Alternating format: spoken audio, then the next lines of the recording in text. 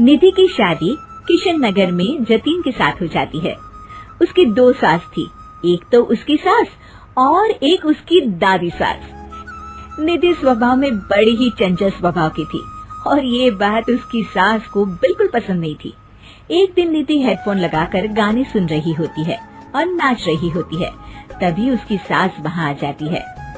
It's the time to disco, कौन मिले देखो किसको, It's the time to disco। निधि जैसे ही मुड़ती है, उसकी सास वहाँ खड़ी होती है। वो अपनी सास को देखकर नाचना बंद कर देती है। मम्मी जी, मैं ना बस थोड़ा। नहीं नहीं बहू, और नाचो, पूरे दिन रात एक कर दो प्रैक्टिस में। क्या है ना, तुम्हें तो डांस इंडिया डांस में जाना है ना। Dance India dance? नहीं नहीं मम्मी जी, वो तो मैं बस ऐसे ही। हाँ हाँ पता है, तुम ऐसे ही ठुमके मार रही हो, नाश्ता तो बना नहीं है अब तक। ओह बस मम्मी जी, मैं जा ही रही थी बनाने। तभी वहाँ निधि की दादी सास आ जाती है। अरे बहू, जरा मेरे कमरे में तो चल, तेरा चश्मा नहीं मिल रहा है।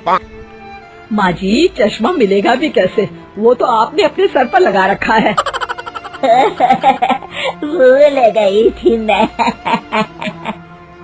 सास वहाँ से चली जाती है और दादी सास निधि की तरफ देखकर मुस्कुराती है और आंख मारती है।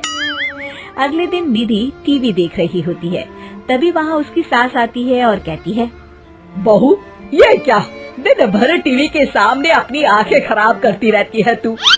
मम्मी जी, वो कोई काम नहीं था तो मैंने सोचा कि टीवी ही देख लूं। अच्छा, काम नहीं था, कोई नहीं, रात में घर में कुछ रिश्तेदार आ रहे हैं, उनका खाना बनाना है। चलिए बहुरानी जी। हैं? कितने लोग आ रहे हैं मम्मी जी?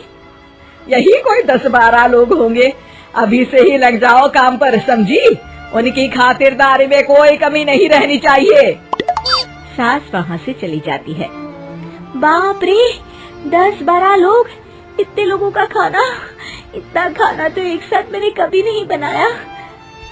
निधि रसोई में जाती है और सब्जी काटना शुरू करती है। सब्जी काटते हुए काफी वक्त बीत जाता है, तभी उसकी सास आती है। ये क्या, अभी तक सब्जी ही काट रही है? अरे अभी तक तो सब्जी बन भी जानी चाहिए थी। जल्दी जल्दी हाथ चलाओ बहू, मैं जरा मार्केट जा रही हूँ। सास चली जाती है। इतना सारा काम है और खुद अकेले ही करना पड़ रहा है मुझे। निधि सब्जी काटने के बाद आटा गूंदना शुरू करती है तो देखती है कि आटा खत्म हो गया है। आटे के पैकेट ऊपर वाले स्लैब में रखे हैं। ओहो, एक काम और बढ़ गया। निधि आटा निकालने के लिए स्टूल पर चढ़ती है और पैकेट उतारने लगती है, तभी उसका बैलेंस बिगड़ता है और सारा आटा उसके ऊपर गिरता है। हे भगवान, मर गई रे, ये तो सारा आटा ही गिर गया। अब क्या करूं? आज तो सासू माँ से बहुत डांट पड़ेगी।